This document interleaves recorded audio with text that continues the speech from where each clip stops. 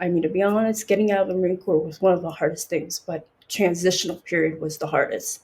Trying to figure out who are you? Like, who are you?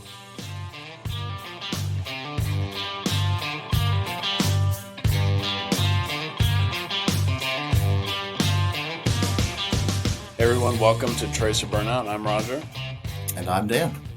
and here in our virtual studio, we have with us Marine Corps veteran Miss Sarah George. How you doing this evening? I am doing fabulous. Doing good. You were the first Lady Marine that we've had on the show, and we're very happy to have you. Thank you. So we'll start the way we always do. Does your family have a history of service? Not necessarily the military. No, not particularly. I was actually adopted, so my family do does not have a extensive history being in the military. I was actually the first one. Okay. So without that family history, why did you choose to join? To be honest, I think when I was in ninth grade, my mom was a history teacher, my adopted mom, and she raised us on a lot of historical facts like the Civil War and Vietnam, World War II. And that's what I grew up learning. So I remember being in ninth grade, I was looking at the Vietnam era, and you see a lot of different pictures between the Army and the Marine Corps. I don't know. I think a lot of people have just that kind of like gut instinct. This is something that I want to do. And I knew right then and there that I wasn't college material. Definitely wasn't. Wasn't ready for that. But I think from that moment on, I knew I wanted to go into the Marine Corps. Where did you grow up? I grew up in Ocean Grove, New Jersey. Okay. Very small beach town. Very small. It's a mile long. What was your family's reaction to you deciding to enlist? Shocked.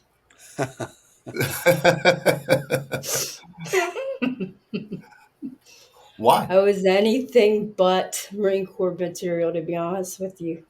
But I think sometimes having a goal in mind is very important. So I knew that the type of environment that I grew up in, I needed to have direction. It was the best decision I made. But I know a lot of times my friends would say, "You're so tiny, you're not going to make it." Because back then I was really into fashion, especially the late 90s and 2000. But going back to ninth grade, I knew that this was the best route for me. And it was. Why the Marine Corps of all the services? Why? I really don't Okay, know. that's fair. I really don't know. I think what lured me was just this distinct uniform. Ugh, it was the Trust me. Marketing. commercials, wasn't it? And you remember that cheesy end of 1990s, that dragon Ugh. That commercial has been discussed on this program before, yes. and full metal jacket and all those Okay, yeah. type of. I mean, back then in high school, I'm so weird. I was watching military movies at a young age. And, I guess my mom was in that Vietnam era and she lost a lot of, she lost the love of her life. She just really experienced just not owning the intensity of what was going on, but also having people in her neighborhood being drafted. It was just a different time. And she always raised us to always respect. Memorial Weekend was a very important moment in our small town. I think that's what really kind of imprinted at an early age. Like you just see certain things, and it's just like, oh, light bulb. I get it now. Um, but I do think that a lot of people had different views. I mean, to be honest, that I wasn't going to make it. Why do you say that? Why do you think that their belief was that you weren't, Marine Corps material? That was just their belief, to be honest with you. I don't necessarily think that had anything to do with me or my decisions. I think people will always have an opinion. It never deterred me from following through as soon as I could, go to the recruiting office. Yeah. Here I am. Let's do it. So, then I got myself to physical fitness standard. I thought that was very important. Also, studying the institution itself. I think that's very important. I would go into the library and get marine books. I think back then, like in the late 1999 making of the Marines, back then we didn't have that like discovery where they show boot camp stuff. So I think it was just a mixture of a lot of things. I think it was, I know if I stayed in my small town, I was just going to never aspire to do anything. So you decided in the ninth grade that this was what you were going to do. But I mean, you still had all 4 years of high school to really think about it. Was there any point along the way where you were like, you know what, maybe I should do something else, or maybe I should shift focus? No. Those commercials got you hook, line, and sinker, huh? When you know that you're going to do something, like every step of different goals, I visualize it. I knew I was going to the Marine Corps, and it didn't matter how it was going to take physical testing, whatever, to know that I was going to make it through boot camp. So I got to share you, I went to boot camp twice. So when did you finally enlist? I enlisted, my ship out date was October. I'm so sorry. This is like so long ago. I don't know the specific date, but it was actually in 2000. So I have two different boot camp dates. So my first time in boot camp was October, sometime like I think October 9th, 2000. And then I went through the whole phase one, phase two. Then we get to the range. Never shot anything. That was a whole different experience. I actually got pushed back to different. See, back then in Paris Island, boot camps, the cycle of females during the winter time were a little bit slower. So I was getting pushed back to a hallway like receiving. So first time in boot camp was a breeze physically going through the whole process up until I went to the rifle range. I felt so under equipped to really, be able to feel calm with this rifle that was a lot heavier than, I've ever felt in my life. And it was just a whole different experience. And I think I just kind of choked. I mean, we go through qual day, and I feel like that I already went to that notion that I was going to fail. So I got cycled back about three times. The third time I unked, then I got back into the separation platoon to be shipped out. And as soon as I got to, they have like different breakdowns of like different platoons when you finally failed to adapt in boot camp. So I went into, I don't know the specific name of it, but it's the separation platoon, I guess. So I was already there. I talked to my parents. I wanted to go back into the Marine Corps. I called my recruiters, do everything that you can to get me back. So they all worked together. I had to find a PMI, someone that was an expert in marksmanship, and so those are things that I was definitely dead set on. So my second boot camp date was April sometime 2001. 2001. So it was like owning a few months in between. I was conditioning myself. I was embarrassed to come home. Like it was so embarrassing. It was like the walk of shame coming back home. Like I didn't succeed. And that never for I mean, it's like one of the most humbling experiences when you actually felt something. So you were actually separated from Yes. the Marine Corps. Okay. Oh, Yes. I had a whole DD 214 and everything. That's why when you look at it, it just looks all broken up. yeah. When you were separated, um, or when you were going through the separation process, did the separation authority already know that you were working to turn it around and come back? Absolutely. Okay. There were times where I would also talk to certain drill instructors. Because then they treat you kind of like a civilian. So for me back then, it was my goal to pick people's brain to get answers. So that's what I did. I talked to my recruiter. I talked to my parents. Just the whole team collectively was able to get the requirements to get a second ship date, and I wasn't going to miss that chance. So I went back to boot camp a few months later and breezed through. Even had the same drill instructor. That's crazy. They do remember me. And I won't tell you how the time my hair got butchered because back then, the A line haircut. So, Marine Corps standard is, uh, a very important part of being in the military is military uniformity. So, hair is very, very strict. We have It's optional. standards. Okay, okay.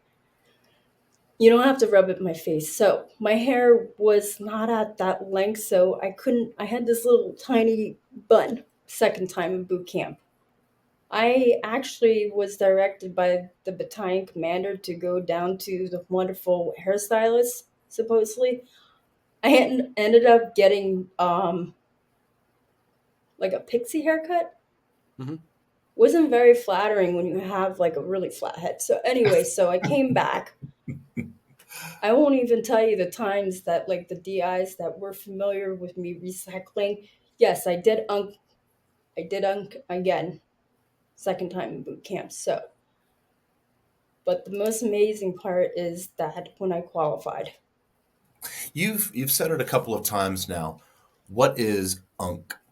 when you don't qualify, so there's different phases in boot camp: phase one, phase two, phase three, phase four. So each part, there's qualifications to see if you're adaptable, whether it's physical, mental, fundamentals, just how you work with the team.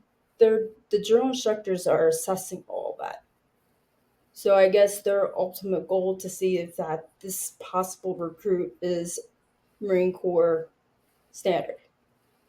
So I guess for me, I fit the bill with like the physical, the mental, the team. But when it came to the marksmanship, I think it was really, really just one of those challenging things to be able to fit the M16. And I was way, way, way, way shorter. I was like, I'm still really short. So just trying to sit in that position for a while, I think that was the most difficult. I know a lot of people have different stories, but that was the most challenging, especially the mental piece. Especially when you go through something so extreme to that level of failure, you don't forget that experience. And I didn't want to go through that again, but I actually did. And I can see in my drill instructor's eye when we're in the back of the bus, and I was like, prideful. I didn't want to show weakness. So I felt like a failure. But as life goes, you move forward. When you finally qualified with the M16, do you remember what your score was?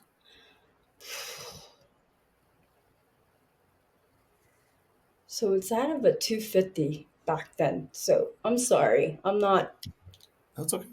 my memory is very fragmented. So out of 250, I only had like a close to a marksmanship. Okay. I mean, So good enough, right? when, yeah, yeah. When you enlisted, what do the Marines call it? For us, it's a MOS. What MLS. jobs? Yeah, what job specialty were you looking for? Were you looking for? Did you sign up for? So I ended up being open contract. So during that time frame, I didn't have the greatest ASVAB score. I really bombed it, to be honest, but I had enough. So it was 31. At least I didn't have to have a waiver. Um, I didn't have a lot of MOS selection, so it was between transportation or logistics. So, just because of the time frame, by the time I got done with boot camp, it was already like the end of the fiscal year, almost getting to that point. So I didn't have much of a choice. So I ended up being selected in this MOS called PPP, preservation packing, preserving, the three P's. So 3052, that's the name of it and the number. But it was interesting being in that MOS. Okay, so when you left, you went to basic training at Paris Paris Island. Island, South Carolina. Yeah. Then you go home for a little bit. And then I ended up going to MCT, Marine Corps combat training, those several weeks to get used to being out in the field, being in different experiences with different weapons. Um, so I was out there right around during 9/11, 2001. Right. What was, I mean, you were still in your initial training portion. So what was, do you remember the reaction of those people that were in training with you? And also, do you remember the reaction of your instructors or the cadre? So you have to remember it was just a different time frame where we didn't have technology. I mean, did we hear scuttlebutt? Scuttlebutt is gossip, just talk. Um, I remember going, we were in Paris, we were um, on a hike, and you just hear different scuttlebutt that something happened, we're going to war. Back then, we didn't really know what happened. We were far away from technology, far away from TV. We were out in the field. So, when all that passed, you guys all, I mean, I don't want to say you, but most people got to see it real time. We were out in the field. Marine Corps Mhm. combat training, we didn't have like iPads or any of those type of technologies. So what they did was they brought us in one of those like old 1940s World War II aviation bomber kind Mhm. of setting.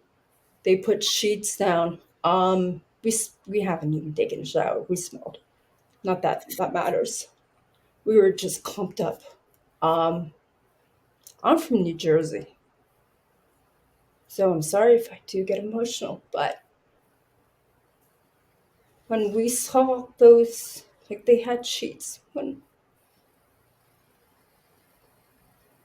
we saw the towers, that was real.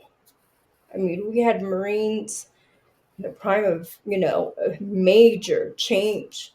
And seeing those people like just coming out of the building was just like something that doesn't leave.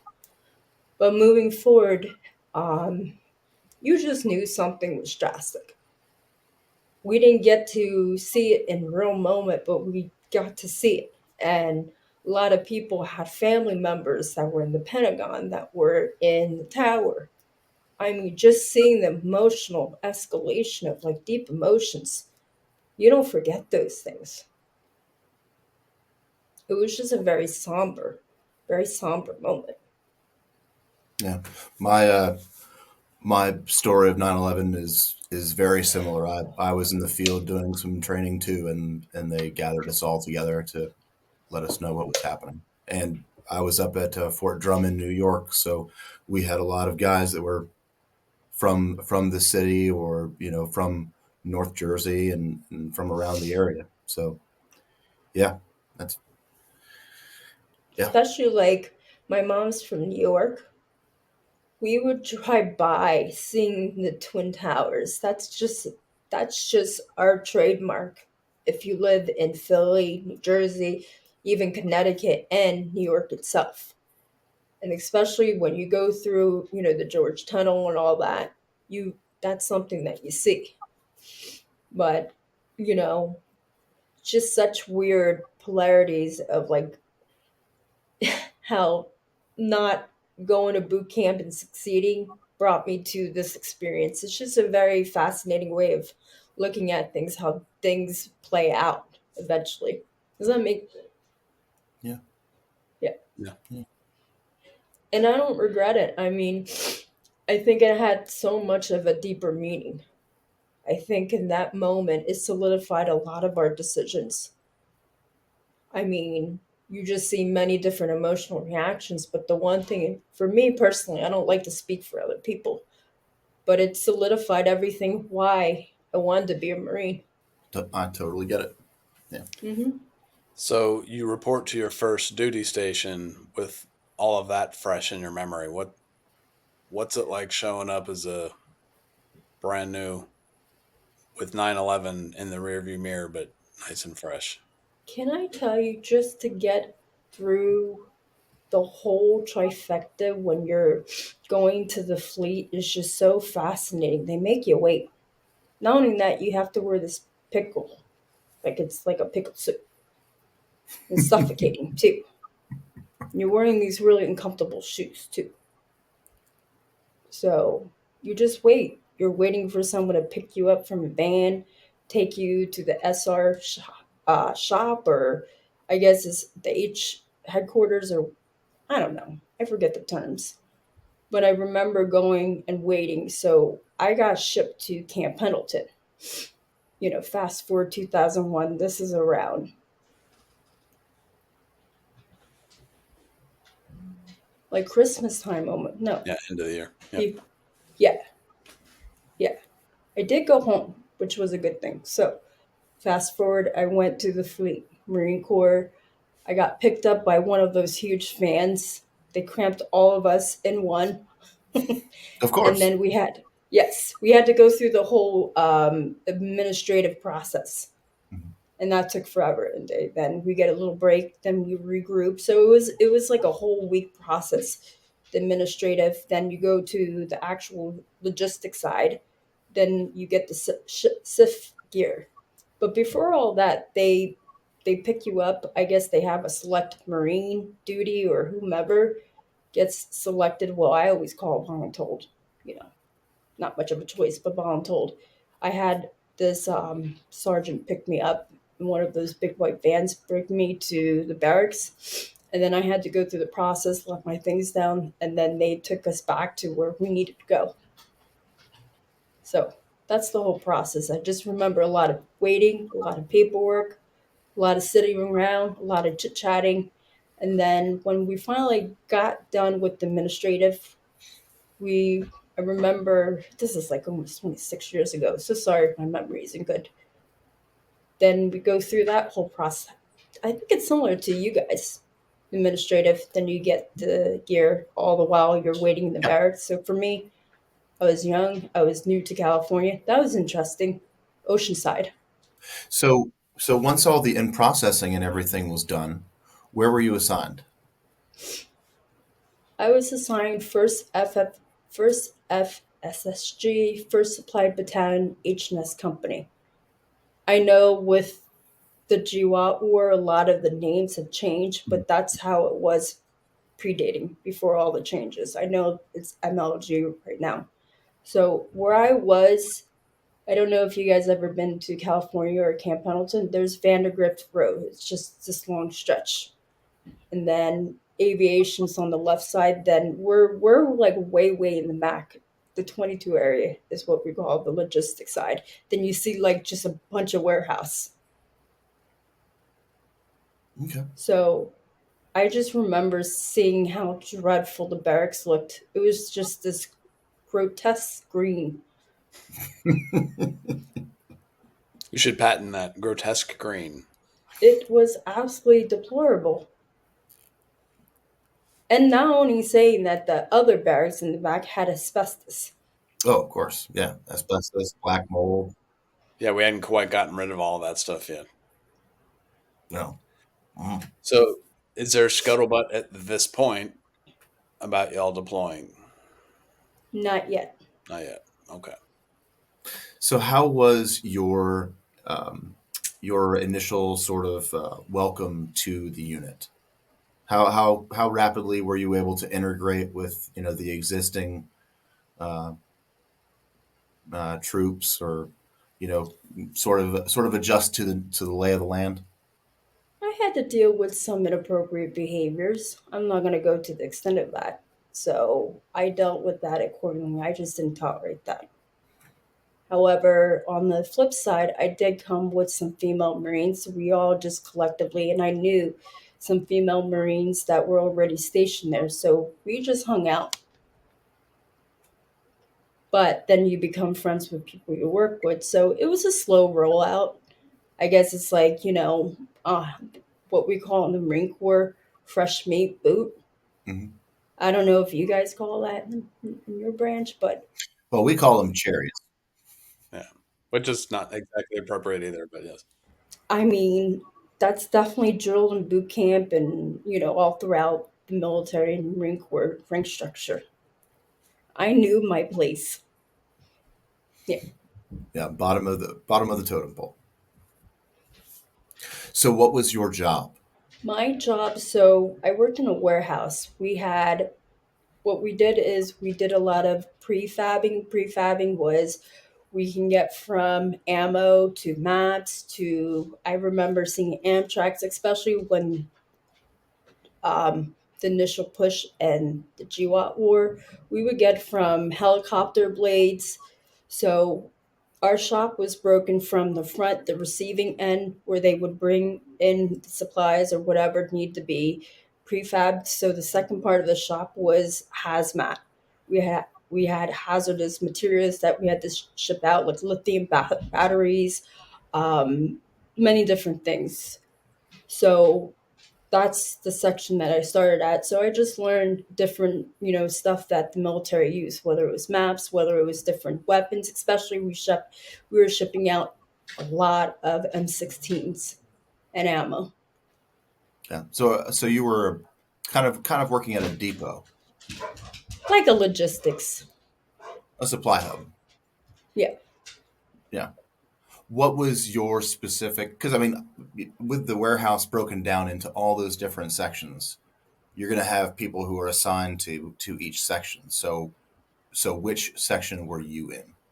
I was in shop two.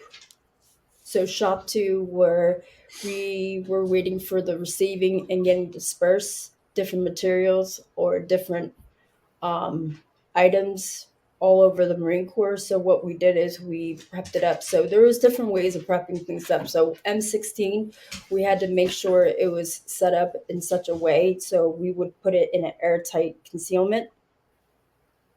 If we got like batteries, we had to pack it a certain way that involved hazmat to be certified because then Right. it's getting shipped out. So we're kind of like the UPS of the Marine Corps. Yeah. Okay. Yeah, that makes sense. Is that a good way of describing it? Yeah, I think so. Yeah. Yeah. Was there Okay. anything that came into your warehouse that surprised you? Not necessarily a bad surprise or a good surprise, but you were just kind of like, wow, really?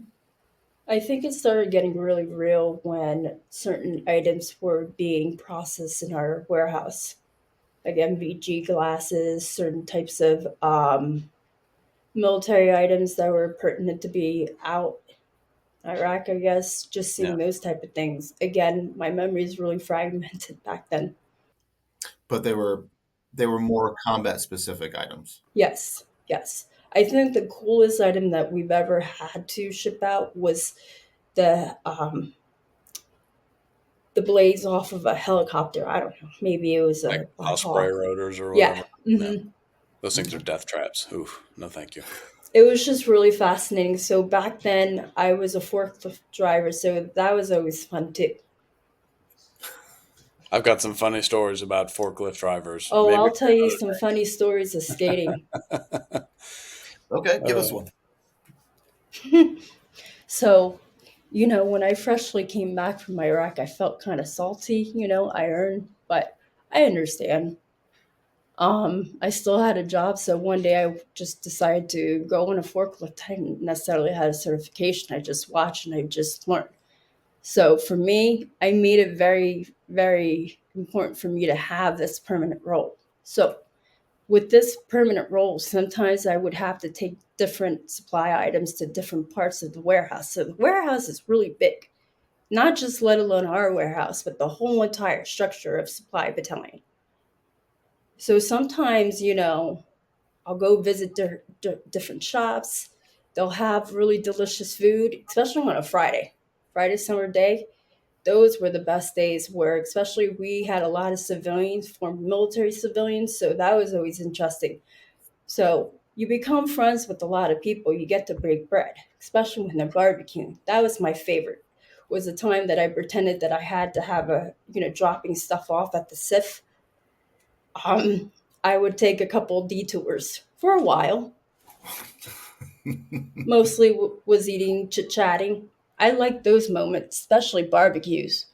Yeah. My funny forklift stories involve people driving forklifts that aren't necessarily as qualified or licensed as they said they were. Yes. I'm sorry.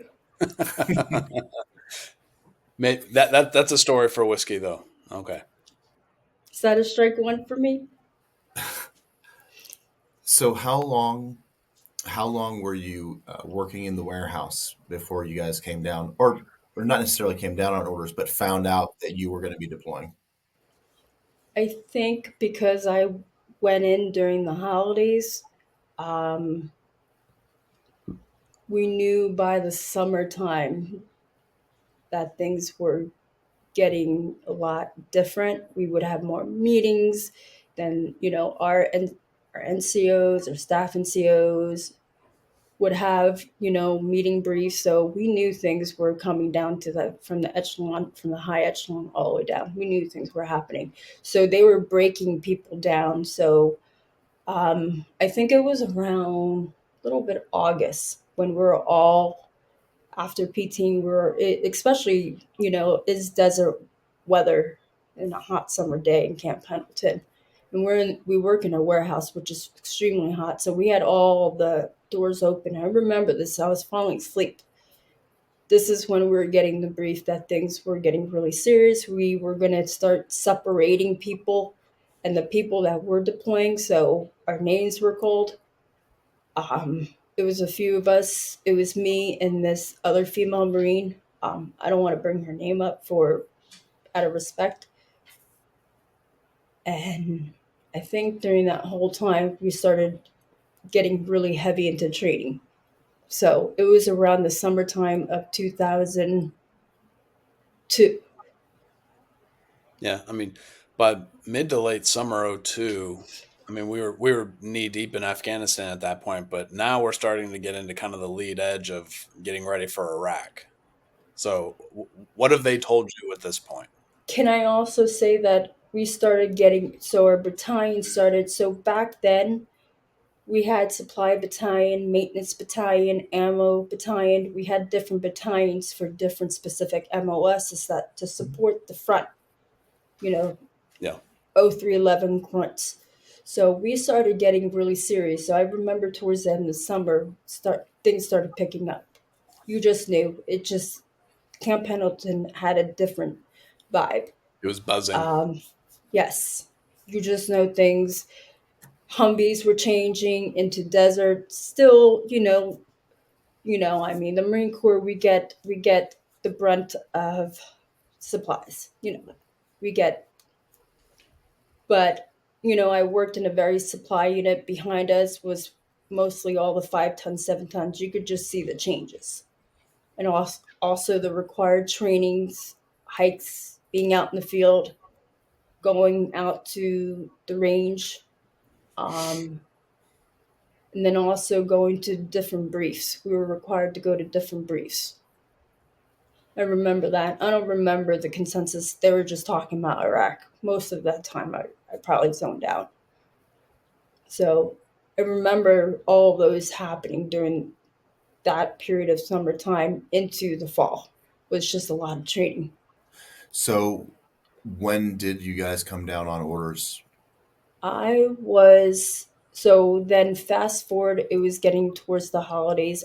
We were allowed to go home. We got the call that most of us had to return. We go out. It was during February is when we shipped out. I'm sorry if I don't get the correct dates. A lot of my memory is very, very just fragment during that time frame. I do remember right before we left, we had to make sure all of our things were secured, all of our, affairs. I do remember that. I do remember sitting in those Yeah. briefings. Few people will know what it's like to have to write a will when you're still a teenager. And again, I'm so sorry. A lot of those memories, I do remember some things, but some of it, Oh, I it's do okay. remember sitting in a lot of briefings, especially in like the crappy theater that has mold. Yep, reading that. Hey, we still have those. Was that an okay word? Sorry. Yeah, you're fine. Dan's offended, but that's okay. Man, we're going back, back, back. It's good to talk about this stuff. I do It think is. it's good. Yeah. A lot of this stuff I've buried because of just, Yeah. So in early 2003, you guys are heading for Iraq. So those that were already going out there, we were part of the first MEF. First MEF during that time frame was a huge movement. Yeah. Different battalions started breaking down. So it was, I guess it was CSSG. I don't know back then. I'm gonna contact a few people again. The breakdowns are very, very fragmented. Yeah, I remember that we were told to go home, get our affairs together. I double checked all of my CBACs, made sure that everything was required. We had to do that drill over and over. We would have to bring all of our stuff, making sure going down from our battalion CO to our first sergeant, first sergeant Flores, sergeant major, I guess. So we would have to bring all our stuff, lay it at the parade, make sure we had everything. Same thing with my command, which I do think it's good. I think it's good to hold people accountable for inspection. We don't want to be all the way in Iraq or Kuwait first, and not have our belongings. So all that happened. Yeah. I remember that. And then we got to one of those weird little Marine Corps cheap buses, cramped up. At least the plane ride was really nice. Probably a chartered aircraft is. It was wonderful, and the way the stewardess treated us was fantastic. We definitely milked it. It was luxury. That was the only luxury we would feel, Take the wins when you can get them. especially the food. So, Oh how yeah. long were y'all in Kuwait, or as I like to call it, purgatory? Good month and a half. Our body had to get acclimated. It was cold when we first got there. It was, especially during the nighttime, it was extremely cold. And the sandstorms, especially towards the end of February to March, those sandstorms were unbelievably difficult. Yeah. Getting Yeah. sand in places, especially if you have Asian eyes, getting sand in certain areas in your eyes, you would never think that you'd be blinded. Remember that? And back then, you got to remember, Marine Corps, we get very, very downgraded gear. So I had this like itty bitty, very, very struggling goggles. It's probably left over from Desert Storm. Yeah. Yeah. The old sand, wind, and dust And goggles. we had Alice packs, the A frame. Old Alice. That was. And this Those are is my favorite. before we had tricolors when we were out there too, Is that the cookie doughs? Is that what you mean? I guess. Yeah. So other than adjusting to the desert environment and trying to keep sand out of unmentionable places, what were you guys doing for that month and a half there in Kuwait? Did you guys set up shop and Train, start dispersing? yes. Not dispersing, but during then, we had to get, we had a lot of drills. Okay, so it was the initial push. We were waiting for, I guess, you guys, the Army, and then the Marine Corps O3s and the front people. Um, I remember in between a lot of training, a lot of briefings, a lot of exercise. For me, I like training. I think that was my biggest stress outlet was training. So I remember putting my full gear and even my rifle just training. Now that just gave me a lot of just good mental focus.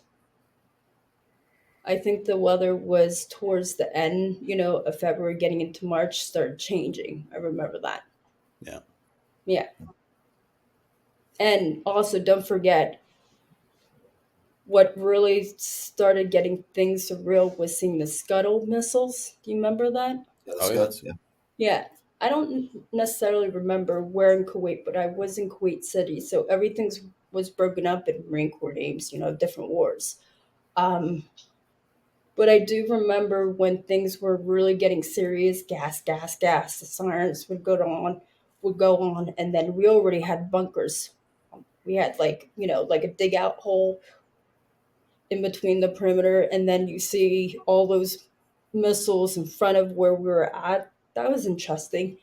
But I remember like the first sign that things were getting serious is when me and my close best friend of the Marine Corps, that female Marine, we shipped together, we deployed together. We were walking somewhere and we are talking about music. We were talking about some 80s band, of course, and we just saw this huge missile go down. So things were getting serious. And I think by then we were trying to get comfortable with wearing Mob Level 4. I don't know if Yes. you guys were out during that time. There is no such thing as being comfortable in mop level anything. Well, when you're short like me, you disappear in everything. I won't tell you the way I presented myself when I got off of the short bus that we took from our flight into Kuwait. I had my two seat bags, my Alice pack, and that ridiculous tricolor ditty bag that they give you in boot camp. Yes, I had all that. I, I fell down and I looked like a drowned turtle. All you see is my legs and my arms. That was my entrance to Kuwait. Welcome. So you guys were on the ground there for about a month and a half before the I invasion think kicked off. about a month and some Yeah. change. March is when it popped off. We were there around February. Yes, I do remember that. And then I know we were in Iraq during Easter time. Our little chaplain was giving us little, what do you call those things? Wafers? Pe- Plastic eggs. Peeps. Yeah, Oh, Okay. Easter eggs. yeah. So we were definitely behind the initial push. I do remember some aspects of that. Yeah. Yeah. But you guys weren't too far behind if you guys were there by Easter. Yeah. No, we definitely shipped out a little bit once everything got pretty solidified with the ground. Once everything was Yeah. secured, Well, it then moved we did very, a very fast. They called it Thunder yes. Run for a reason. Yeah. Well, we had an incompetent officer that we got lost many, many times before we got to An our. incompetent officer. Sorry, No such thing. I'm obviously joking. I know a few. I meant a very delightful, competent officer that we took many detours. I mean, that's not a great Sightseeing. feeling. Sightseeing. That's not a great feeling being Yeah. deep packed with all our stuff in the back of a t- 5 ton. Yeah, Yeah. not knowing where we're at. Yeah. So we finally How got to. Oh, how did you guys get lost? I mean, go north. Well, I mean, that's above you my guys are pay grade. you guys are going to be in a convoy. You're not a vehicle running solo, right? Would this be an appropriate answer? That's above my pay grade. Okay. Fair enough. Maybe miscommunication, maybe not paying attention. It could be multifaceted answers. I mean, back then I was a lowly private. We didn't really get a lot of those answers. I just knew that we took many detours. But I know it was during nighttime when we finally got to our location. That was fun. You guys were clover leafing. Yeah. You guys were just clover leafing, Cloverleaf. making sure everything was secure on the That's perimeter. right. Security. Yeah. We made wonderful detours, but we did finally got to our location, Camp Viper. Camp Viper. Hmm. From the time you guys got there to Camp Viper to the first, I guess, push you did of dispersing, equipment or supplies or what have you, how long do you think it was that it took you guys to set up shop? Quick. A day, a As week? soon as we, well, I don't really know the expansion of days, but I just remember it was a sense of urgency to get things done. So, our perimeter, we had to make sure that got secure. So that was initial thing I remember. Getting all the wires, making sure that people were digging foxholes, all those I do remember. We're also a big, big supply mecca, Camp Viper, during the initial push. So we had, I just remember a lot of like the big forklifts. They're huge. They were bringing all the Qualcomm, so those had to be established along with everything. You know, we had to get the perimeter down, we had to get the Qualcomms down because they were also protection too. I remember that. Then we had to get the headquarters set up for communication. And then I remember, there was a lot of things happening.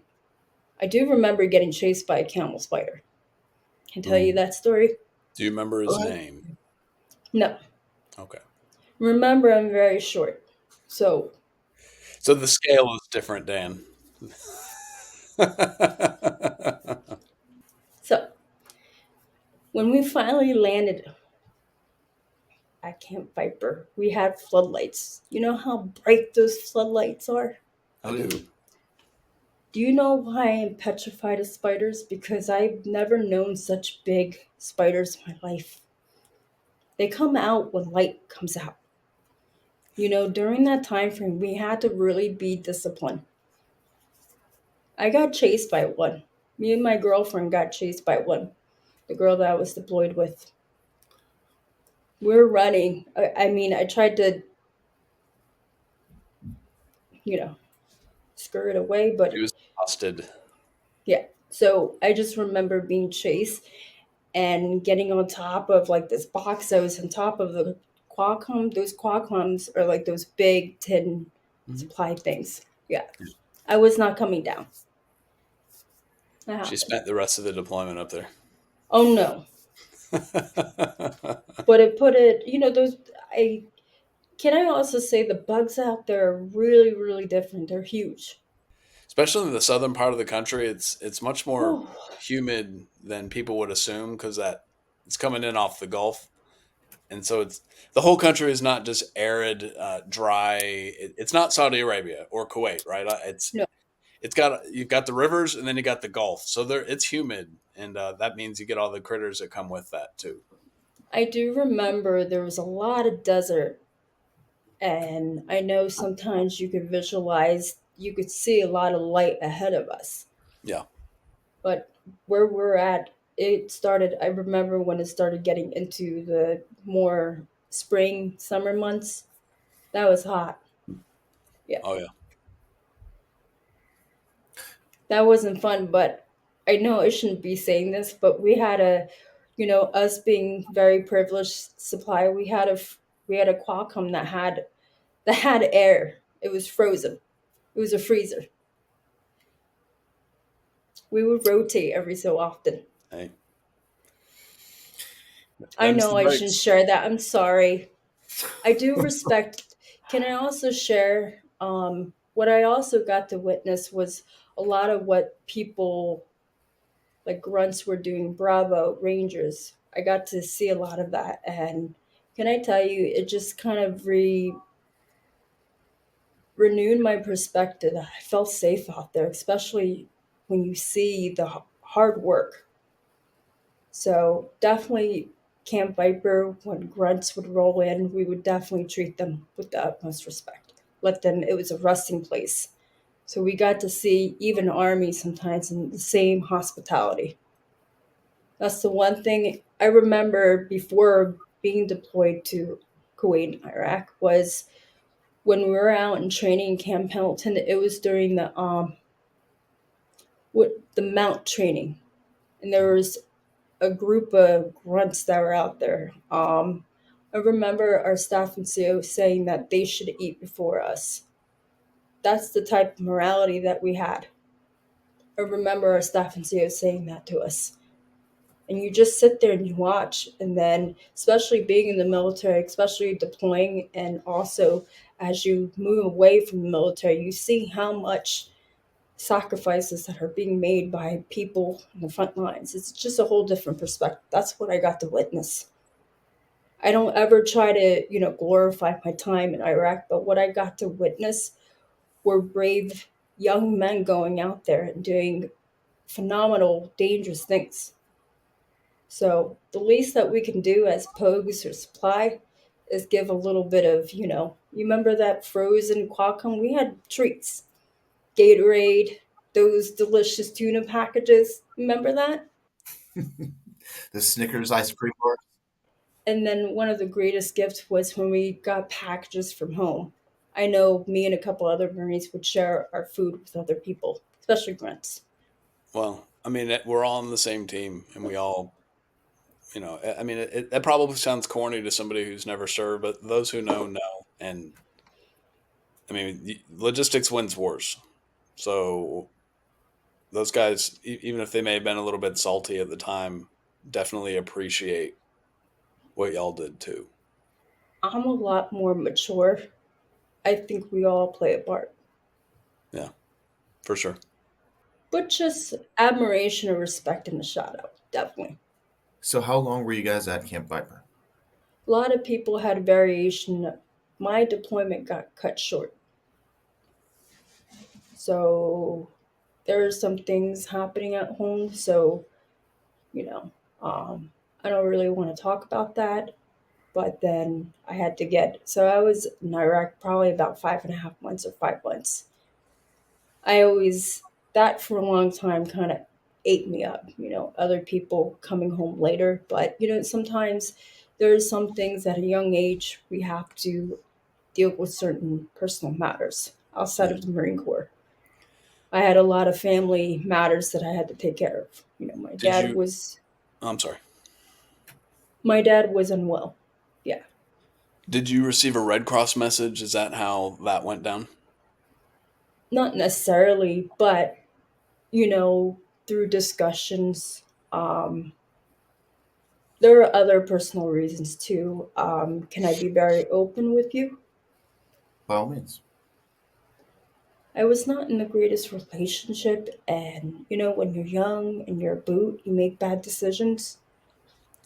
The Yeah. person that I was cohabitating, they had a lot of access to my money.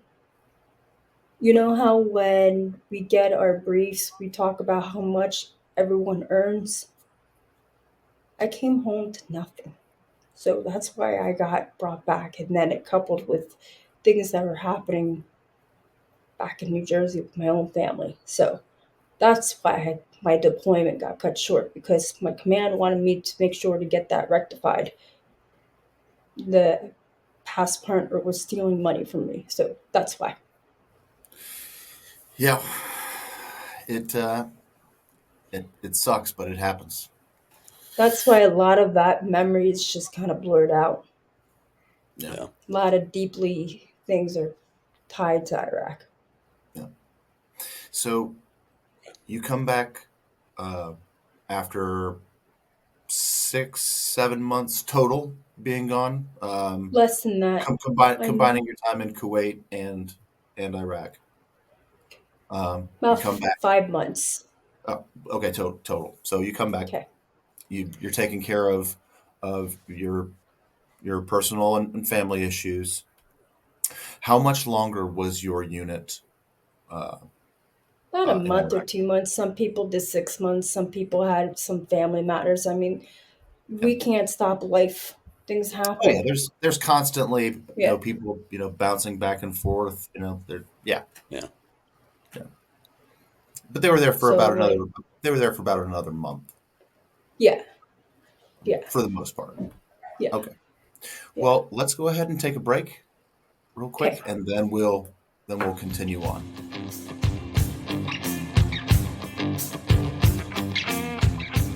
All right.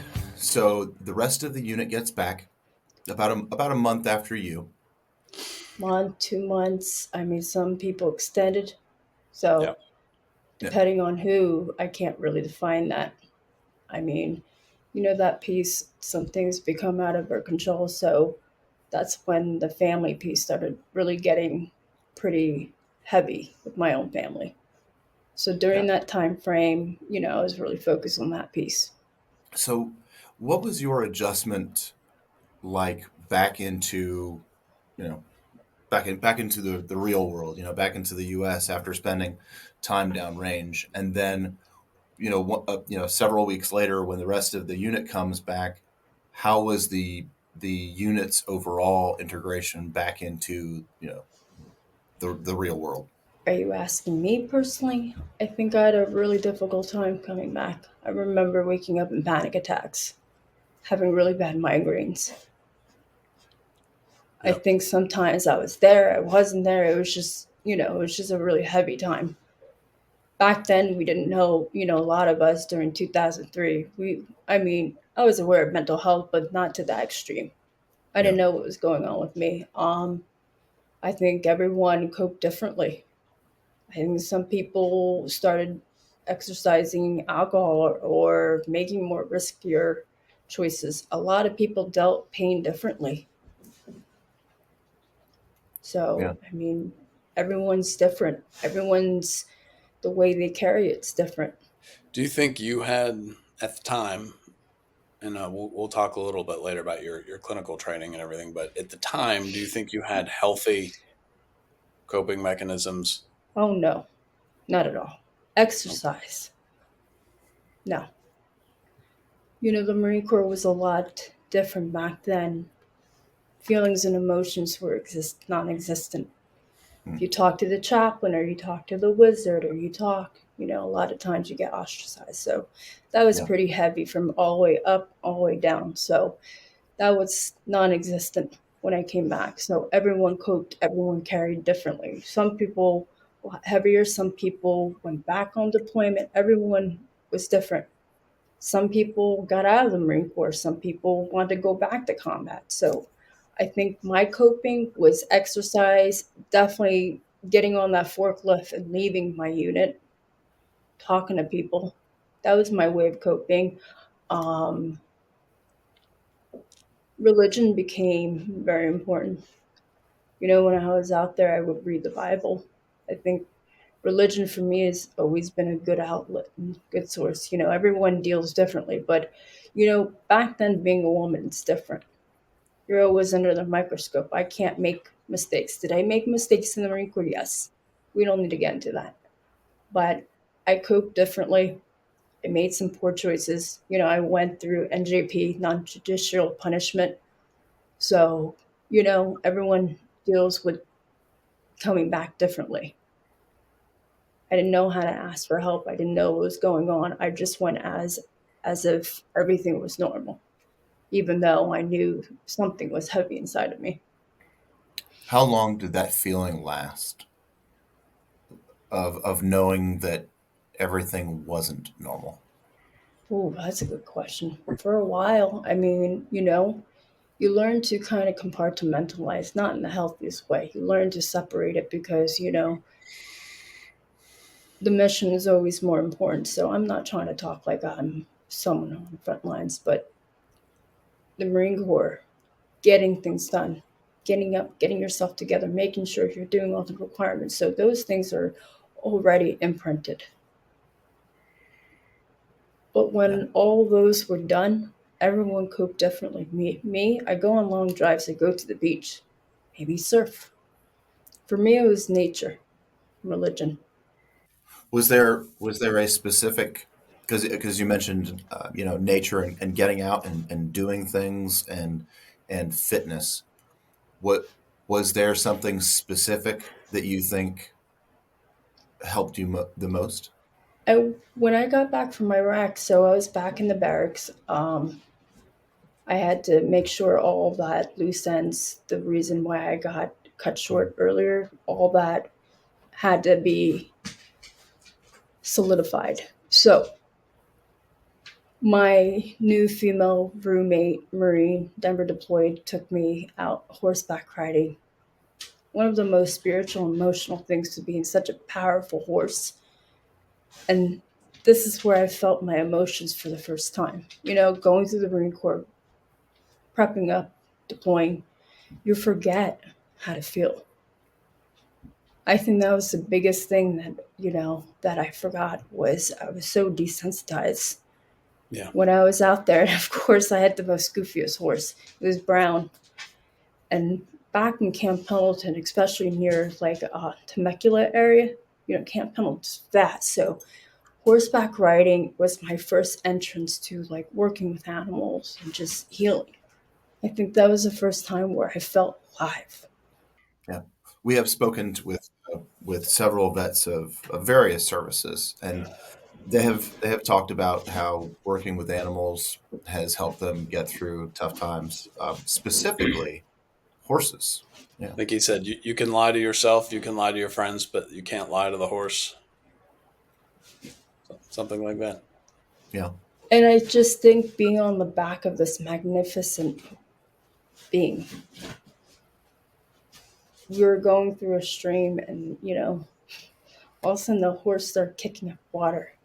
That was the first time coming back that I was laughing. As soon as you come back, you got to go back to normalcy. You don't even know what normalcy is. So So at this point, you had been in the Marines for almost a about year and a three half. years, or no, at No, that point, only a year and a half. yeah, So were you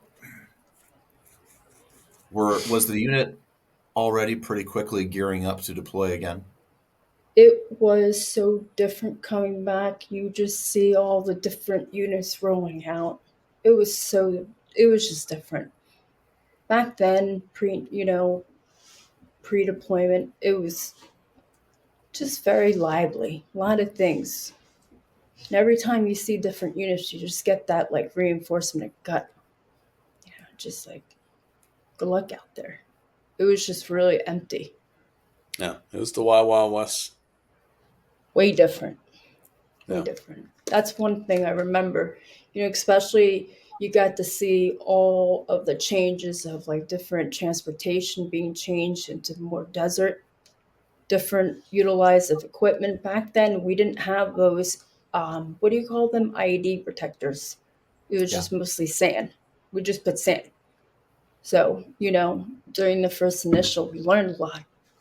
That's what I remember. And we yeah. have '04, '05, and just you just see different. So I was owning at that duty station for 2 years, and then I ended up getting relocated because of family matters. So So you came back to the East Coast.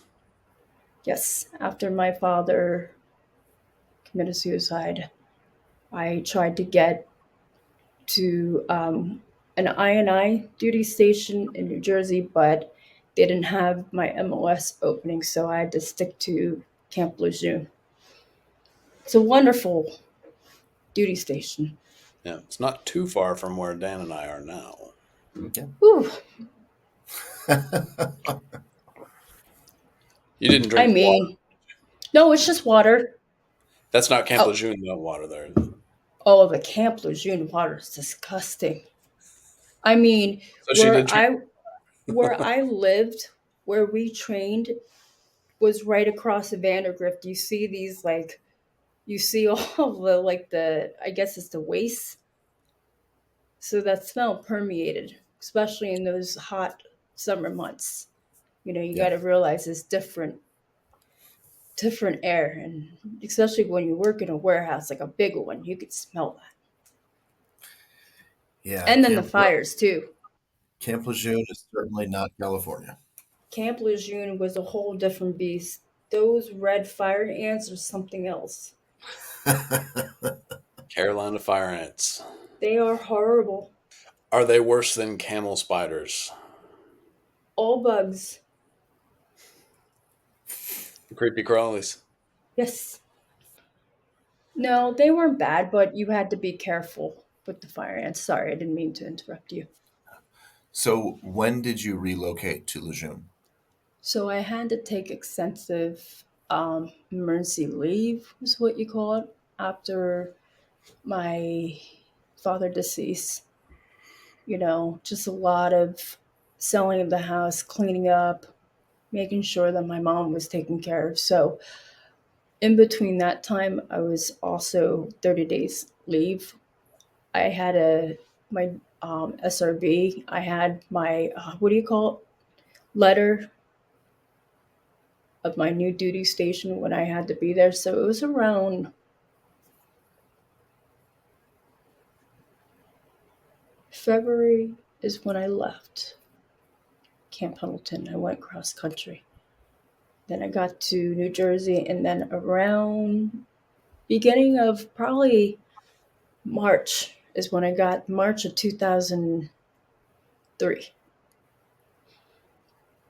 is when I got to Camp Lejeune. And the same thing, this time I had my own vehicle, so I was in control of it, Okay. the whole process. That was fun too. You regain control of your finances at this point. Yes. Okay. Yeah. Honestly, like I said, I don't know if you've ever seen that movie, The Butterfly Effect. Sometimes I put it into philosophy and theory. Every sequential decision or changes can always have different changes. So the Yep. way how my mind works, I don't look at these like horrible experiences. Are they a blur? Absolutely. You could understand why. I went through a lot of different experiences, but I always think about that all of these enriching experiences, no matter how difficult, especially during that time frame, going to Camp Lejeune, I really liked the fact that I was in the woods. Really liked that. I didn't have to walk on those big mountain hills. No, that's not fun when you're only 4 foot 11 and a half. And they put mini me's like me way in the back. It's true that there are no mountains to be found in Jacksonville, North Carolina. But you have to be careful with the swamp. Definitely. Also true, especially if you're short. Yeah. So that's why I definitely liked physical fitness and doing hikes. Yeah. Way different. Yes. And I'm used to that kind of humidity. So definitely was a difference. And same process going through checking in. Barracks were disgusting. Some things don't change. No, the water was brown, but I had amazing roommates. How long was I, your initial enlistment? including boot camp, Yeah. close to 5 years. Okay. Well, I mean, close measurement. So boot camp was a good 8.5 months. And then couple that with my enlistment, I got out 05. So probably like four, would you say 5? Yeah. 4 years and training time. Yeah. Boot camp twice. Yes. Yeah. So that really put elongation in being a Marine. So Yeah. about 4.5 years or a little bit for, Just shy I of don't 5. know. Yeah. So you're in Well, I'd say Jacksonville. You're at Lejeune. It's your second Leg- duty station. You're closer to home. You're at least on the East Coast. It's not exactly close, but it's not California, right? What's your new unit like? Do you integrate well? Is your morale pretty high? I actually knew a lot of people that I went to boot camp with, female Marines, guys that I went to MLS school. So I was, just like the same type of mechanism. You take your time, you start becoming cohesive. I mean, at that point, all I just wanted to do was take care of my family while, doing the Marine Corps obligation. So you integrated into your new unit there at Lejeune pretty well, pretty quickly. Yeah, okay. What rank were you at this point? I was a Lance Coolie. I was a Lance Corporal for a very long time. Was that part of, probably because of the NJP? Hmm. Which is It rightfully happens. so. It happens. I mean, Chesty Polar once said that,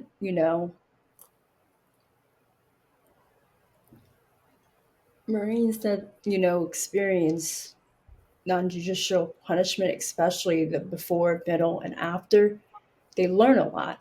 And I do really believe in his theory. And, the only thing that came out of that is just you move forward.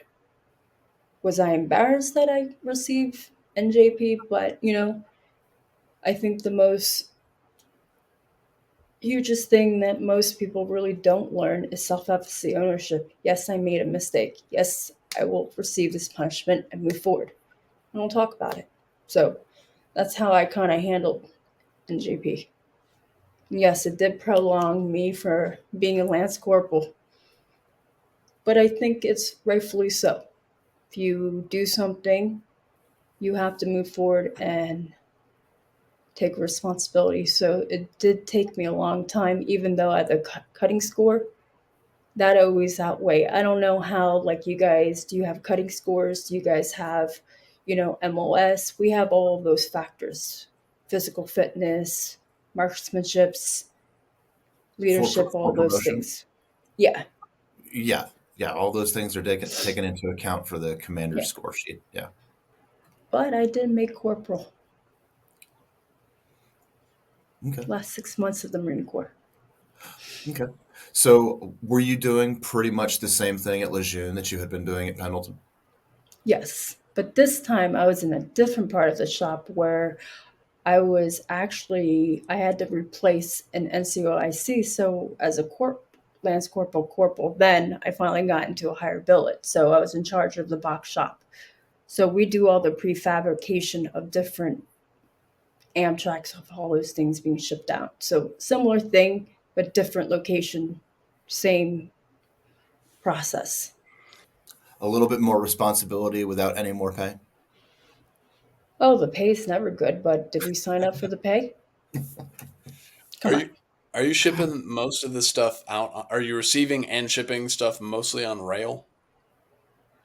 Oh, that's a really good question. I mean, some on planes, some on vessels, some on Muse. I mean, it just depends on the priority of the reason why we got to ship. So, during that time, masks were very important. So were M16. So were, and I remember we had a huge box of MVG glasses. Those things were very important. So were other gears, first aid kit.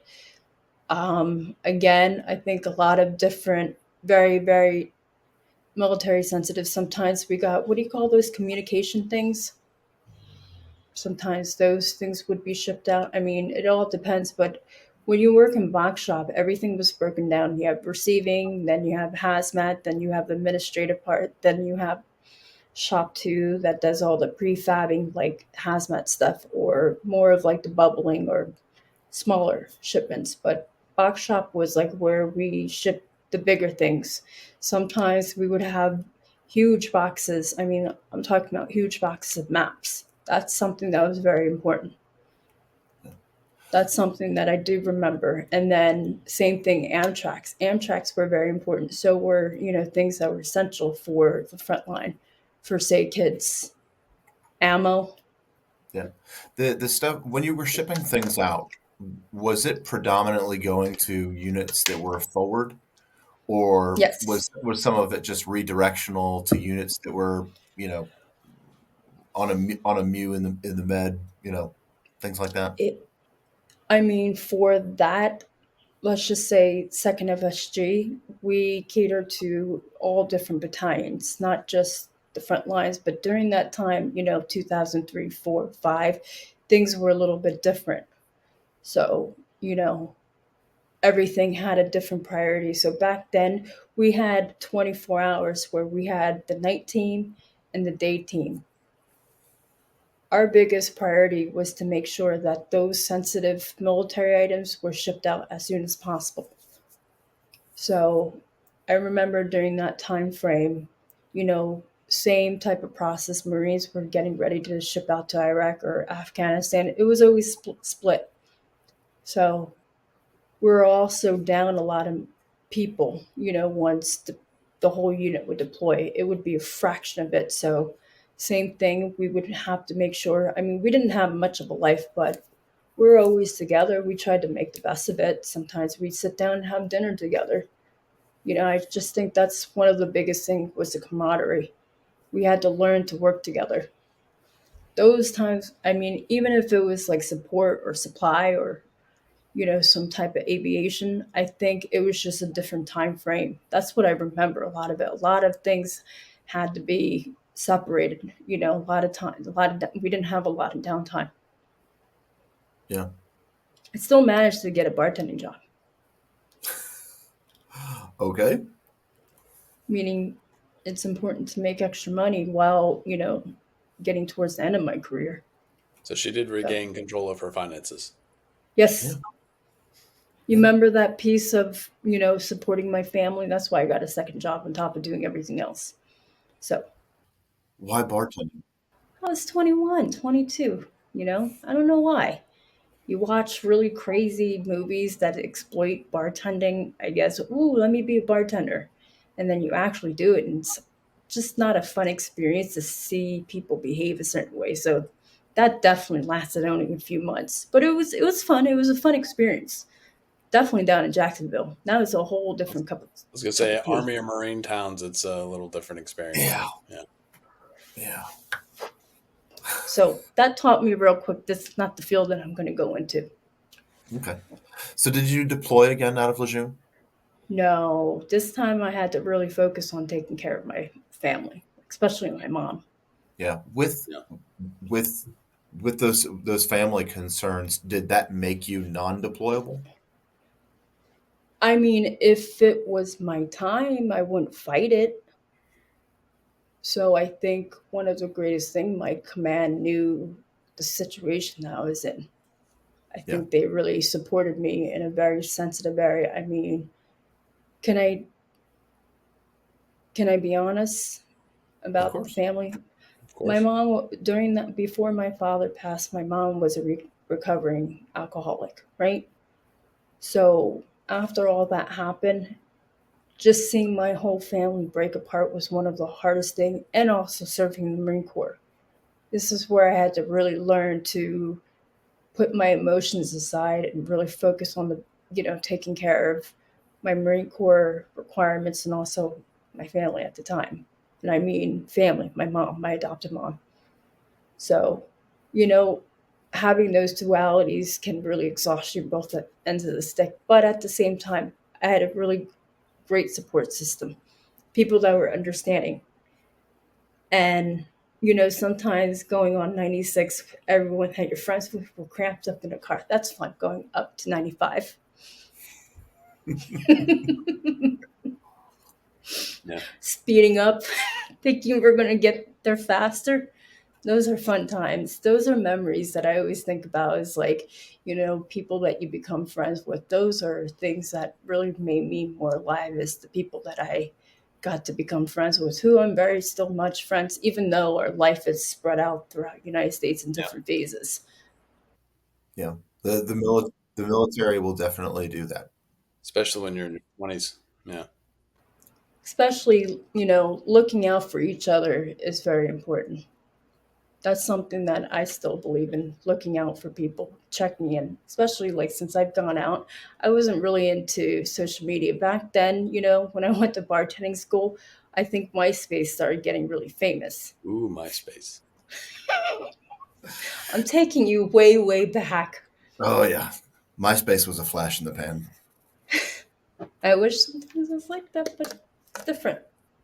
Yeah, So at some point, you're getting close to a decision on whether you're going to stay or get out. So what's kind of your timeline looking like, and what's your decision? That was a really hard decision, but I had to get out. I had to. I had, just, I was burnt. I think towards the end of my Marine Corps career, I was just really burnt. Yeah. I don't think I would have made it another term mentally, to be honest with you. So I knew right then and there. Do did I struggle with not doing enough? I think a lot of people to a degree struggle with that when they make that decision. And I was really close in re-upping, but I stuck to my guns. Sometimes you have people try to sway you different, of course. but I think I had to make a really important decision, and that was to focus on my journey. So, Yeah. Did you have a plan? Yeah. no, no. But I think, making choices, getting out of the Marine Corps, I don't think I was really ready to get out of the Marine Corps. I think that's where I learned through getting out of the Marine Corps that that's something that I should have taken seriously, getting my resume ready, interview, I mean, when I got out of the Marine Corps, I didn't know how to write a resume. I didn't even know how to use a computer. I mean, yeah, I used a computer. I didn't even know how to email. It was just so different in 2005. Yeah. I felt like I had to reprogram coupled with also transitioning out. So, given fast forwarding what I know now, that's why it's so important to educate people. Make sure you find something to transition into when if you make a decision getting out because that was one of the most difficult. I thought bartending, whatever. No. Then I went into massage school, realized I don't really like touching human beings, so that was off the wall. Yes, as an Asian, I said that. Well, I Sorry. wasn't going to say it. I'm glad you did. Okay, all right. You can edit that. I apologize. Sometimes I can be a little funny. Yes, that thought did come up. We Sorry, like great idea. we got to have the yucks on. Okay, yeah. Okay, great idea. But So, I mean, you're trying to find yourself, and I mean that's not always a linear or easy no, path, right?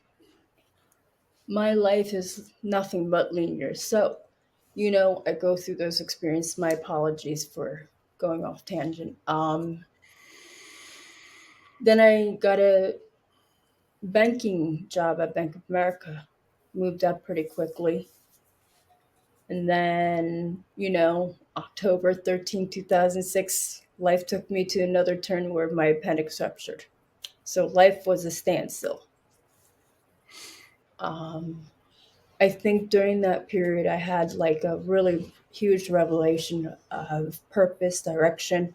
I had a lot of time to think, especially when you're in the hospital. You don't have a lot of choices. So, one valuable lesson was I had to let go of the things that I can't control, like bills, making payments on time, being a veteran, going through the whole veteran navigation. I didn't know about the VA. You go through transitioning out and then you go experience through medical traumatic experience and then here you are, 23 experiencing the VA. But Yeah. going through Palo Alto, I got some of the most amazing experience, exposed to, Palo Alto was the pioneer for traumatic brain injury. When I was in that hospital, I got to meet a lot of amazing veterans. I mean, from World War II, Korean War to Iraq. I mean, I got to meet some patients that I got to meet a Navy SEAL that had a major traumatic brain injury. And I got to meet this amazing Army personnel. She was transportation. She got severely injured and was, left in a mobile wheelchair. But her spirit is something that I will never forget. So I think everyone has different stories before, middle, and after, and continuing. So, those experiences also brought me to where I am today. Going through those experiences at such a young age, loss, and redefining every different step. I think that, I mean, to be honest, getting out of the Marine Corps was one of the hardest things, but transitional period was the hardest. Yeah. Trying to figure out who are you? Like, who Yeah. are you? And then always fighting that I want to go back into the Marine Corps. So I was going back to the recruiting office, same time trying to figure my life out. Yep. Yeah. I think people forget because now it's everywhere and it's on everything. But when during the early 2000s, there was not a lot of veteran support for veterans transitioning out of the military Especially, because we had two wars going on concurrently, and it was constant rotations, back and forth. And if you were getting out, it was okay, fine, see you later. That has changed a lot in the last 20 years, It but has. but It's in gotten the much better. but in the early can I 2000s, it wasn't. can I say one thing? Sure. When you do find the right tribe and the right help, boy, does it open up doors. So when I got to VA, the Palo Alto, I got to meet really amazing doctors and staff that really saved my life. I shouldn't be here today. So everyone has different experiences with the VA. Yes, I've had my barriers, but the nurses are one of the most gracious blessings to any VA hospital because they really take care of, especially what I experienced. But I do also think that everyone has different experiences. I don't know. Oh, of course. Yeah. So, when did you find your calling? Going through, the bartending and the banking. I'm sorry for When? laughing.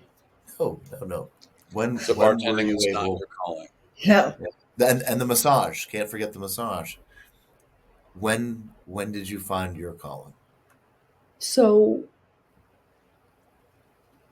fast forward 9 months after being done and being out of the hospital, um, I was homeless during that time. So I had all or nothing to succeed. So I went to community school. It opened doorways for me getting my benefits. So I ended up getting an apartment. So taking my first psychology class, my intention was to go into business, working for Bank of America. But I just wasn't very interested in mathematics. Not interested by any means. I get that. Nope. But when I got into my first psychology, of course, it's standard courses for most freshmen or community college. I really sat there and I got to learn a lot. It really captured my interest. And the first thing was, Freudian, talking about the ego and talking about the id and talking about all these different mechanisms. And then I wanted to take more. And then fast forward, I finally completed my associate's degree. Then I went to move forward, got my bachelor's, and then I got into sociology, took majoring in sociology and some psychology. Sociology was my way of just getting my bachelor's done quick. You know, I was pressing that age. I was 25, 26. I didn't want to be in school all day. So taking these different courses really opened my eyes to many different experiences, especially a consensus in our field, lived experiences. It taught me that there's a whole different world out there, and especially with PTSD. I wanted to understand, family dynamics. So when I went into grad school, I had to take all the requirements. And sitting in each of those courses with these brilliant professors that are not only educated but have their own practice. I remember the first thing that this amazing vocational rehabilitation professor said to us: you must learn to active listen. You must learn to listen to the person in front of you. So, long story short, I can go all days about psychology and all the many requirements, but every single class. And then also, when I was in undergrad, I took creative writing. And the person that I did creative writing was very into meditation, breathing. She really taught me how to slow things down and also open up that imagination that I lost for a long time, that creativity, because I was really into art. When I was in high school and growing up, I was really artistic. So being able to write a lot of poetry and putting all the pain into words was another way of healing. So healing is not linear, but when you make different choices that are healthier, you learn to replace a lot of the negative coping mechanisms. I think writing, working out, definitely. I was definitely hard into the gym. Still am. And then back then, before I went to grad school, it was a requirement to go to therapy. So I went back to the VA and I had an amazing, psychologist teaching me about meditation, breathing, yoga. Back then, 2011, 20, that, war was really kind of still popping, veterans coming home. One thing that I realized that where I was, the VA was very, very pioneer with a lot of their modalities to treat PTSD, and also living in California, I got to see a whole different approach to mental health. Did I answer your question? It's just a very long story. Yeah. Yeah. Yeah. Sorry. I No, was no. just How did the Marine Corps prepare you, if at all, for your current vocation?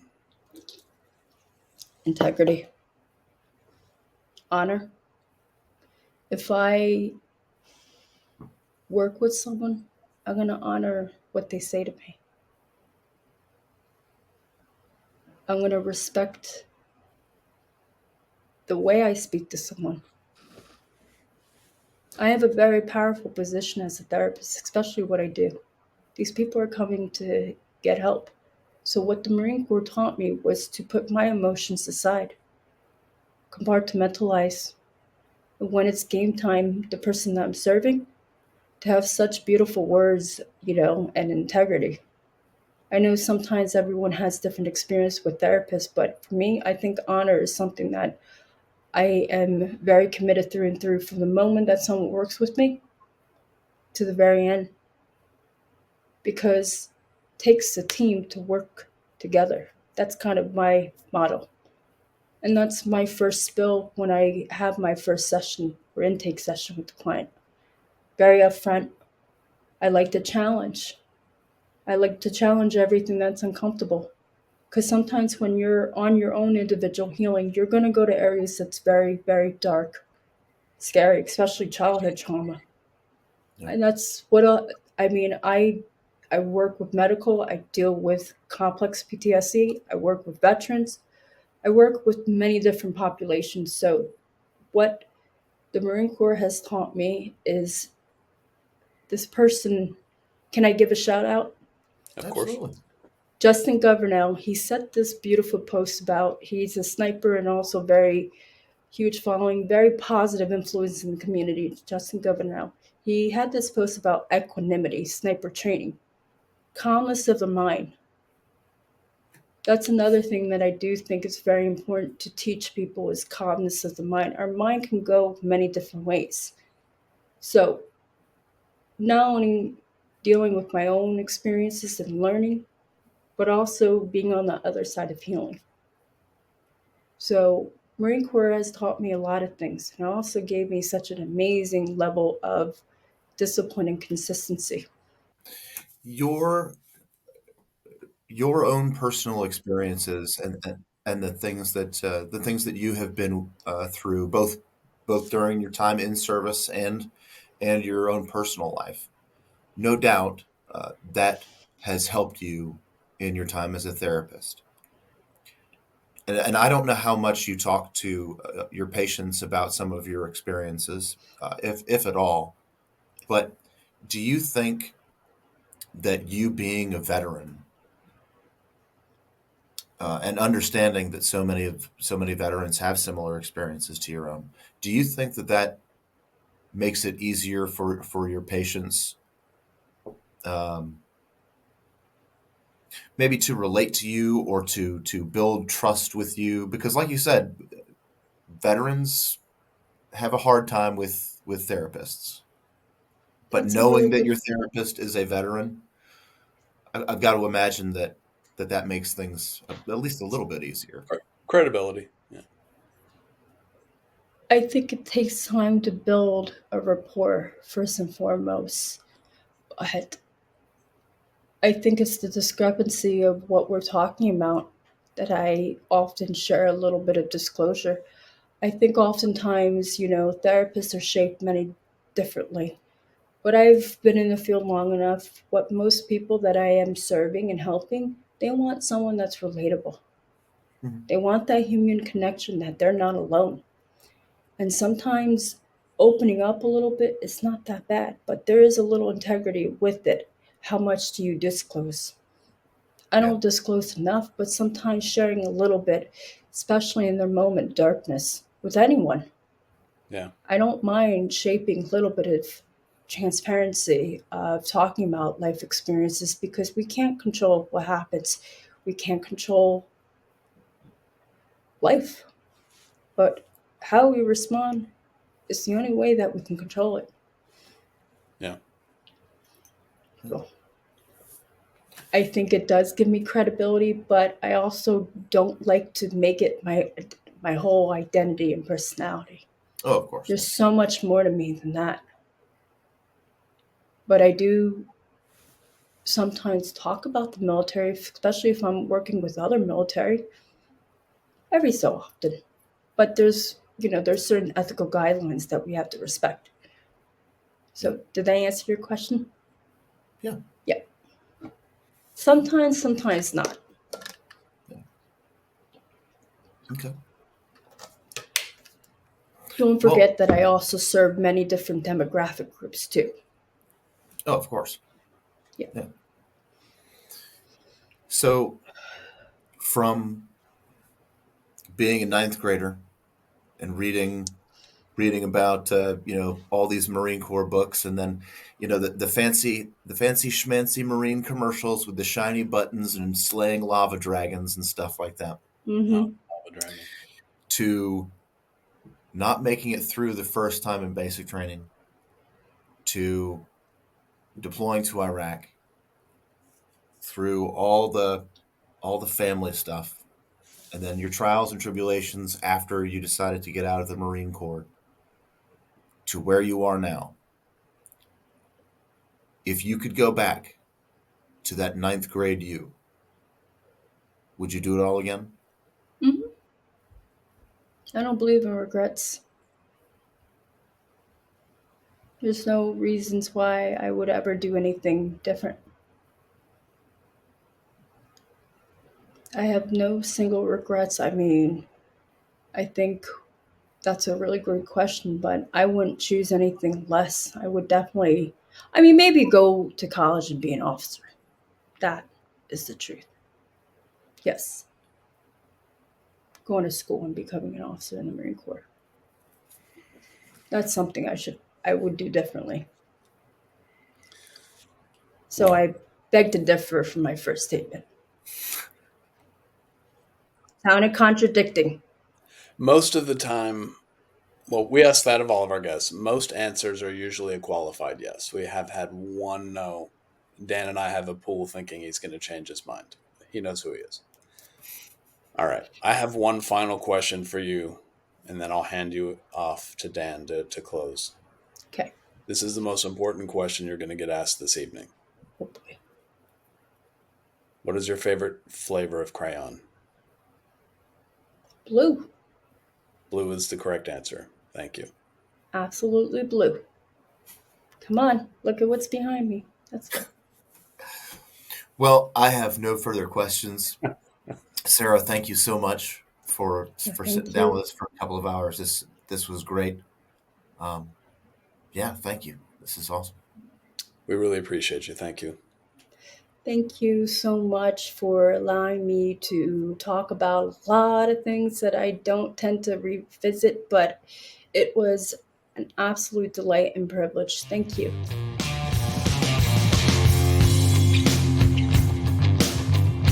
Well, Raj, what'd you think? I really enjoyed it. It was a great talk. I love her answer at the end about when she talked about honor. Hmm. And it was very jarring to me, not because I disagreed with her, quite the opposite, but because it's just a concept that rarely gets spoken about in modern society. Yeah. I mean, it's almost viewed as this feudal, archaic thing that's from a bygone era, and we just don't talk about honor anymore. And I really enjoyed that. Yeah. I mean, it's not really a complicated thing. Be a man Yeah, of your word, right? You know, yeah, things like that. Yeah. But what struck me is that her time in service and the beginning of my time in service have a lot of parallels. yeah, Um, I came in a little bit before her, um, but some of the some of the decision making, that young 20-year olds make, mine was not the best. Um, Same. when she was deployed, she had some personal issues going on, some family issues going on, and we talked about it, a bit more, offline. But I was going through some of those very, very, very similar issues. Yeah, yeah. There was a time where I thought about getting out and trying to straighten things out. This would have been Uh, after your personal yeah, problem. yeah, Yeah. yeah. Okay. Yeah. Which is ultimately what she decided to do, Yeah. and then. But I ended up deciding to stay in, whereas she decided to go into a variety of fields before she found her calling in therapy. If you're a good listener and you genuinely care about people, that is a great vocation to get into. Speaking more to her service, she talked about the great respect she had for some of the more frontline troops, and she realized, um, being in sort of a supply field or a logistics field, that she wasn't necessarily taking the risks that they were, or she had it a bit more comfortable than they did. And she talked about, having trying to do things for them, or show deference to them. Something as simple as letting them eat first, or letting them go into the cooler container to cool off. I can appreciate that.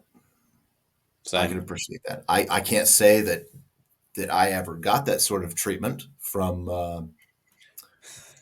people in her field, or in the logistics field. Oftentimes, we were nowhere near them. Well, Um, I was going to say that wasn't a problem for us because we weren't even yeah, with we weren't them. nowhere near them. Um, I wish we'd had some supply people up high in the Hindu Kush, but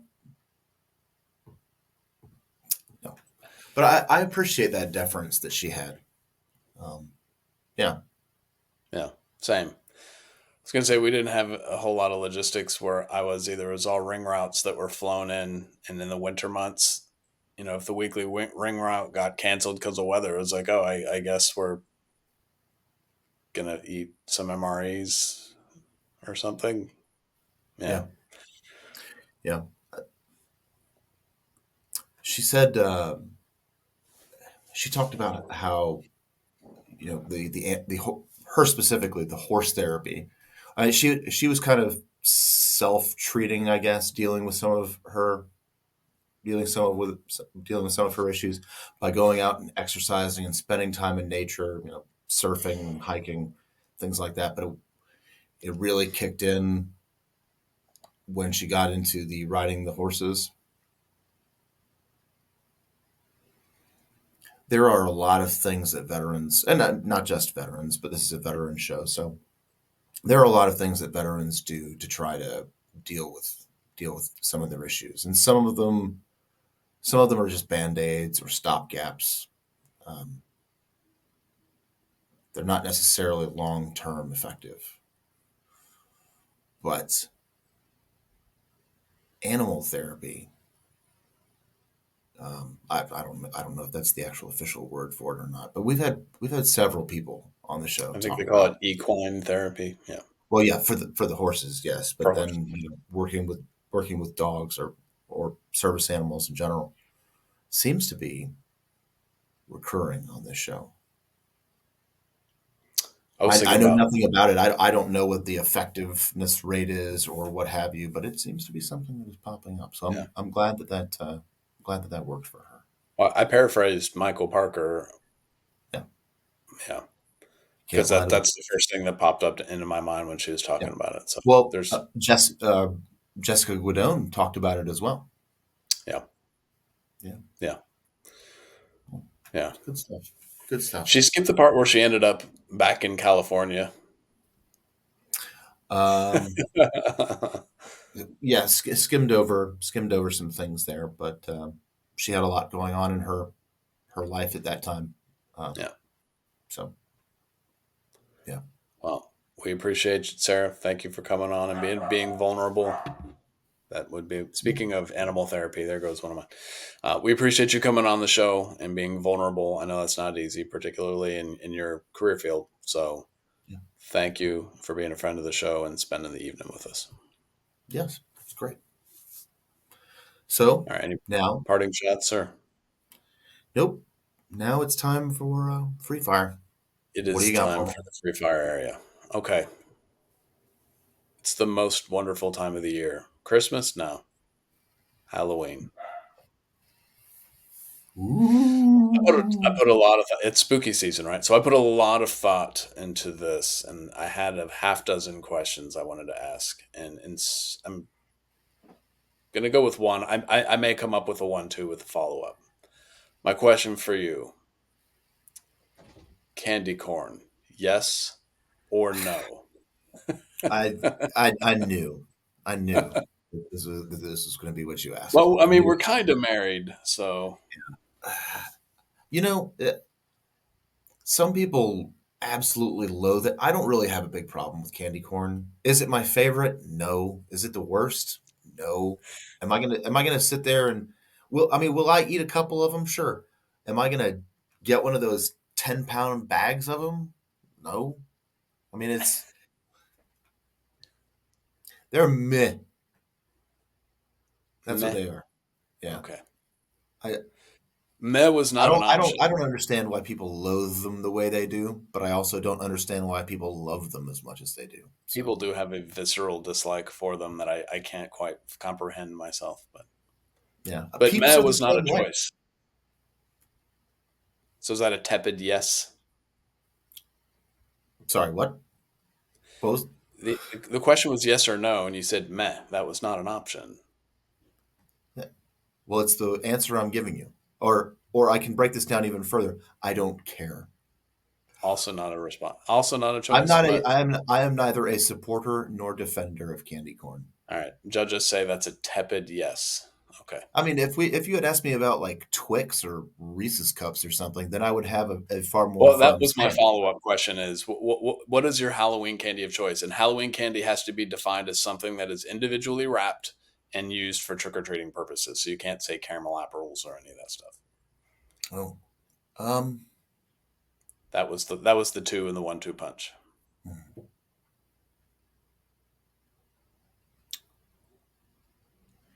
you really can't go wrong with anything chocolate. You really can't. Um, I do love Reese's cups. I love Reese's pieces.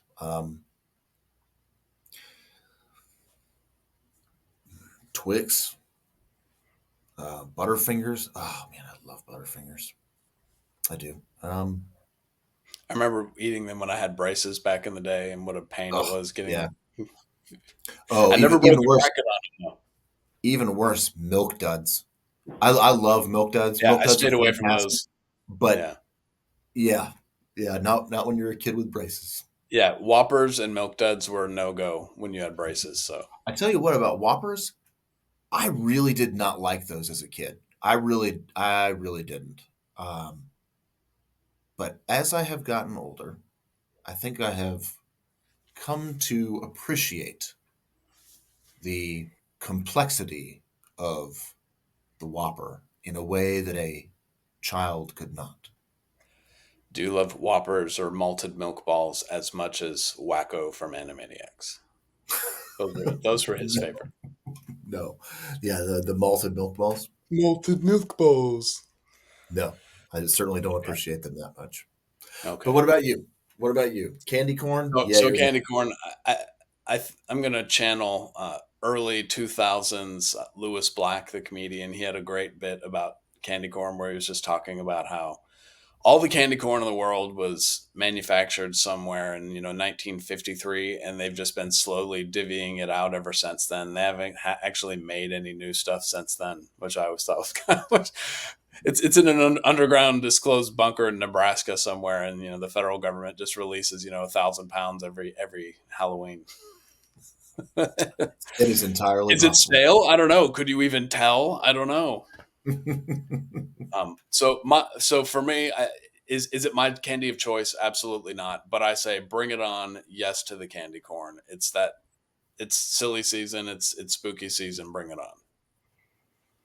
All Okay. right. And then for my favorite Halloween candy, like you, it's so hard to choose one. Um, I'm probably a Sour Patch Kids. I love the sour fruit type Okay. chews. Oh yeah, Sour Patch Kids. That's my go to. Okay. Okay. Let's refine this a bit more. Okay. Mounds or almond joy? As a kid, I would have said Mounds. As an adult, I say Almond Joy. Okay. What is better? Because you just were talking about Sour Patch Kids. So the sour sweet candies like Sour Patch Kids, or the hot sweet candies like Oh, sour Fireballs. all day long. Yeah. Yeah, I disagree. I would much rather have the heat. You remember Warheads? Oh yeah.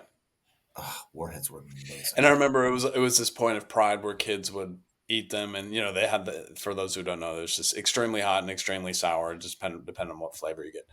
And it was always a point of pride that kids would always pretend like, oh, it's not even hot, man. Like, no, and it's like, oh, come on, man. You're It's- 12. You don't need to flex. You yeah, don't need to it's not flex that on the sour. candy. Look at my face. Yeah. Yeah. Well, all right. Unless you have anything further on the candy domain. I No?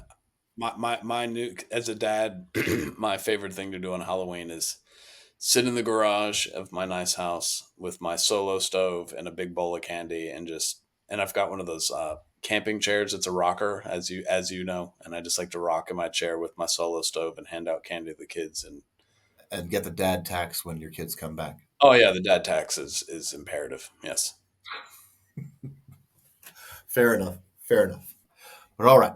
Well, we hope you enjoyed our conversation with Sarah George. Thank you again, Sarah, for joining us. Um, Thank you for the work that you do. Um, working with vets and others who are in need of some help. If Yeah. you liked the show, give it a thumbs up or give it a rating or a review on your method of choice, be it YouTube, Rumble, one of the audio platforms, Spotify, Yeah. Apple, iHeart, iVoox, Podcast Republic, And so many others. and so many reviews others. reviews are really important, y'all. We can't stress that enough. They really help boost the show. So please take 90 seconds to fill out a review for us. We really appreciate it. Absolutely. And you want So to close this out, Raj? absolutely have a great, safe, happy Halloween, and remember, your service matters.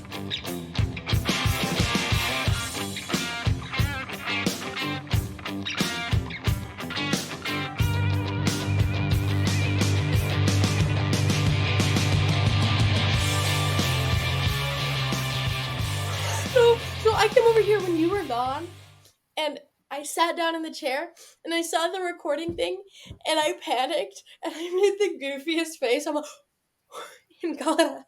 I was a And fool for I was like, thinking my. Uncle Dan's gonna be like editing this, and he's just gonna see this. Well, to be fair, Morgan, your face is always goofy. He's got you there. Ooh.